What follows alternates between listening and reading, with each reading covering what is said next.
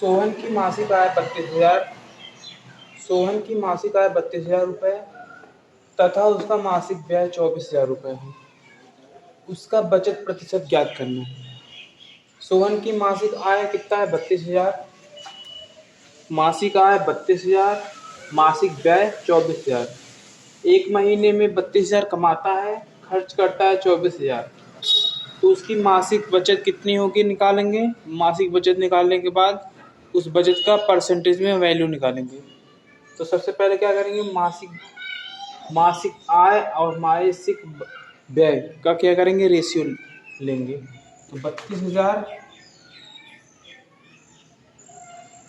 और 24,000 का रेशियो कितना आएगा? 4:3। इसका रेशियो कितना आएगा? 4:3। 8,000 से काटेंगे 4 बार, 8,000 से काटेंगे 3 बार। 8 तिरिक 24, 8 तिरिक 24, 8 चौक 32। तो इसका रेशियो हो गया 4:3। इसका डिफरेंस अंतर कितना होगा? 1। कितने पे 4 पे। कितने पे? 4 पे। तो इसका सेविंग कितना है? 1 क्या है इसका? बचत। 4 में से 3 घटाएंगे क्या आएगा? 1 क्या है इसका? बचत। और कितने पे मतलब आय पे, तो 4 पे क्या हो जाएगा? 1/4। 1/4 का परसेंटेज में वैल्यू कितना होता है? 100 से मल्टीप्लाई करेंगे, कितना होता है? 25%। तो इसका बचत प्रतिशत कितना हुआ? 25%। अब देखते हैं दूसरा क्वेश्चन। एक संख्या को 20% बढ़ाया जाता है और उसका परिणाम में 100 जोड़ने पर योग मूल संख्या का 2 गुना हो जाता है। मूल संख्या ज्ञात कीजिए। तो मूल संख्या हम क्या मानते हैं? मान लेते हैं मूल संख्या क्या है? 100। मान लेते हैं मूल संख्या क्या है? 100। संख्या को 20% बढ़ाया जाता है। इसको अगर 20% बढ़ाएंगे तो 100 का 20% कितना होता है? 100 का 20%, किसी भी संख्या में 100 का 20% करेंगे तो कितना आएगा? 20 ही आएगा। और कितना बढ़ाया जाता है? 20% बढ़ाया जाता है। इसका आंसर कितना हो जाएगा? 120। किसी संख्या का 20% बढ़ाया जाता है, उसके बाद बढ़ाया जाता है, परिणाम में 100 जोड़ने पर योग मूल संख्या का 2 गुना हो जाता है। मूल संख्या क्या माने थे? 100। इसका कितना हो जाता है? 2 गुना हो जाता है। तो 100 का 2 गुना कितना होगा? 200। और कितना बढ़ाया जाता है इसका? +100। जब 100 बढ़ाया जाता है तो कितना हो जाता है? मूल संख्या का 2 गुना हो जाता है। तो क्या पूछा गया? मूल संख्या क्या होगा? तो ये 120 से कितना 120 से कितना अधिक है? 200। 120 से कितना अधिक है? 80। 120 से ये कितना अधिक है? 80। 80 किसकी वैल्यू है? 80 किसकी वैल्यू है? 100 की। 80 किसकी वैल्यू है? 100 की। और किसका मान निकालना है हमको? मूल मान क्या है इसका? मूल कितना है? 100। इसको कैंसिल करेंगे कितना आएगा? नहीं, गलत है। 80 नहीं, 100। जो 100 है, 100 जोड़ने पर मूल संख्या का 2 गुना हो जाता है। तो इसमें अगर 100 जोड़ेंगे, ये जो मूल संख्या का 2 गुना हो जाएगा, इसका 2 गुना हो जाएगा, इसका नहीं 2 गुना हो जाएगा। तो 100 का 2 गुना हो जाएगा। और 80 120 जो है, 120 में 80 जोड़ेंगे कितना आ जाएगा? 200। मीन से 200 और 120 का डिफरेंस 80 है। तो 80 किसका वैल्यू है? 80 जो है 100 का, मीन 100 जो है 80 की वैल्यू है। तो इसको कैंसिल करेंगे कितना आएगा? 0 से 0 कैंसिल, 4 से काटेंगे 4 गुना 8, इसको काटेंगे 4 से 25, कितना आएगा? इसको काटेंगे 5 से, आएगा कितना आंसर? 125। तो मूल संख्या क्या हो गया? 125। इसका आंसर क्या होगा? 125।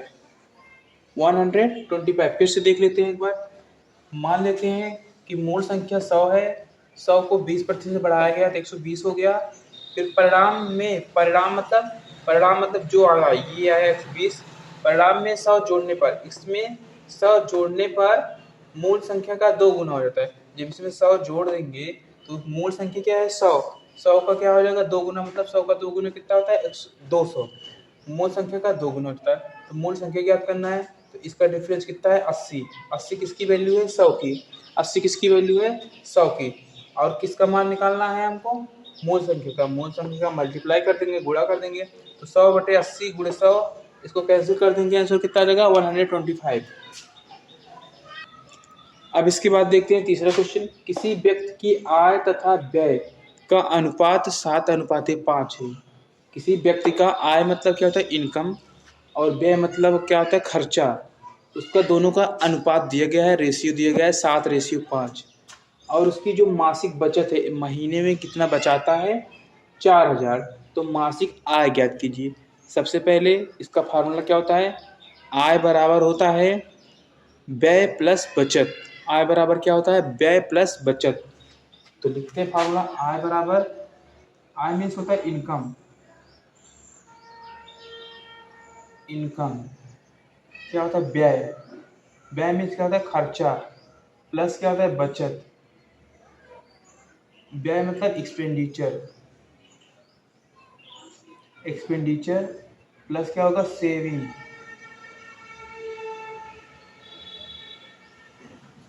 तो आय बराबर क्या हो जाएगा व्यय प्लस बचत। आप देखते हैं इसका आय तथा व्यय का रेशियो कितना दिया है 7:5। इनकम का और एक्सपेंडिचर का रेशियो 7:5 दिया गया है। और बचत कितना दिया गया है, बचत कितना दिया गया है 4000। अभी देखो यहाँ पर आय दिया गया है, व्यय दिया है, बचत। अगर हमको यहाँ से बचत निकालना है, सेविंग निकालना है, कैसे क्या करेंगे, ये व्यय इधर प्लस में इधर आ जाएगा माइनस। तो बचत बराबर क्या हो जाएगा आय माइनस व्यय, आय माइनस व्यय। तो यहाँ पर लिखते हैं बचत बराबर, बचत बराबर आय माइनस, आय माइनस व्यय। तो रेशियो यहाँ पर रेशियो की वैल्यू रख देते हैं। आय कितना दिया गया, आय का रेशियो 7 है और व्यय का रेशियो 5 है। आय का रेशियो 7 - 5, तो बचत कितना हो गया 2। तो बचत कितना आया 2। अब बचत का रेशियो, बचत का वैल्यू दिया गया है 2, और इसमें क्वेश्चन में बोला गया है कि मासिक बचत कितना है 4000। मासिक बचत कितना है 4000, मतलब 2 की वैल्यू कितना है 4000, 2 की वैल्यू कितना है 4000। तो हमको क्या निकालना मासिक आय। मासिक आय का रेशियो कितना दिया गया है 7, 2 की वैल्यू 4000, तो हमको किसका वैल्यू निकालना है 7 का। ऐसे देखते हैं 2 की वैल्यू दिया गया है 4000, इसको यूनिट मान लेते हैं या फिर एक्स मान लेते हैं। अगर ऐसे निकालते हैं 2x का मान कितना है 4000, तो हमको किसका मान निकालना है 7x का मान निकालना है। तो सबसे पहले क्या करेंगे x का मान निकालेंगे। 2 से इसको कैसे करेंगे, कितना आएगा 2000। तो x का मान कितना निकल के आया 2000, x का मान 2000। तो जब x का मान 2000 तो 7x का मान कितना हो जाएगा 7 × 2000। सॉल्व करके कितना आएगा 14000। तो इसकी मासिक आय कितनी हो गई, मासिक आय इनकम क्या हो गया 14000। एक महीने में 14000 कमाता था। वस्तु पर क्रमिक रूप से 20% तथा 25% की 2 छूट दी जाती है। एक वस्तु पर क्रमिक रूप से 20% तथा 25% की 2 छूटें दी जाती हैं। इसके समतुल्य एकल छूट प्रतिशत ज्ञात कीजिए। तो एकल छूट प्रतिशत का फार्मूला क्या होता है सक्सेसिव का। एकल छूट प्रतिशत का फार्मूला क्या होता है x plus x% plus y% minus xy/100। ये होता है किसका सक्सेसिव का समतुल्य। समतुल्य एकल छूट प्रतिशत का क्या होता है फार्मूला। तो इस फार्मूले पर इसका वैल्यू रख देंगे, इसका आंसर आ जाएगा। तो सब रखते हैं कितना आएगा 20% प्लस 25% माइनस 20 × 25 500। इसको ऐड करेंगे कितना आएगा 45। इसको काटेंगे 4, इसको काटेंगे 5, तो इसका आंसर कितना आएगा 40%। तो समतुल्य एकल छूट प्रतिशत इसका कितना है 40%। एक वस्तु पर क्रमिक रूप से 20% या 25% की छूट दी जाती है। इसे समतुल्य एकल छूट प्रतिशत 40% इसका आंसर होगा। फॉर्मूला सब लोग ध्यान में रखेंगे। नेक्स्ट क्वेश्चन देखते हैं। इसमें क्या दिया गया, एक वस्तु को 20% लाभ पर बेचा जाता है। लाभ और हानि का क्वेश्चन है। एक वस्तु को 20% लाभ पर बेचा जाता है। यदि विक्रय मूल्य को 100 रुपए और बढ़ा दिया जाए, यदि विक्रय मूल्य को 100 रुपए और बढ़ा दिया जाए तो लाभ 40% हो जाता है। तो वस्तु का क्या ज्ञात करना है? क्रय मूल्य, वस्तु का कॉस्ट प्राइस ज्ञात करना है। हम जानते हैं कि वस्तु को 20% लाभ पर बेचा जाता है और 40% लाभ पर बेचा जाता है। मतलब 20% से कितना प्रतिशत बढ़ा है? 20%। 20% से 20% और बढ़ गया तो कितना हो गया? 40%। 20 इसको 20% से बढ़ाकर 20% और बढ़ा दिया गया, इसका लाभ कितना हो गया? 40% हो जाता है। हम जानते हैं कि लाभ का जो डिफरेंस होता है वो सेलिंग प्राइस के बराबर होता है। तो 40 माइनस 20% करेंगे, कितना आएगा? 20%। तो 20% की वैल्यू कितना है? 100। 20% की वैल्यू कितना? 100 रुपये बढ़ा गया है ना, तो 20% की वैल्यू कितना हो गया? 100। तो जो 100 की वैल्यू कितना है? 20%।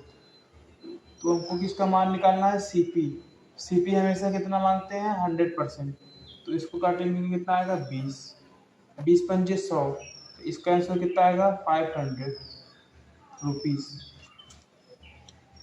सबको समझ में आया?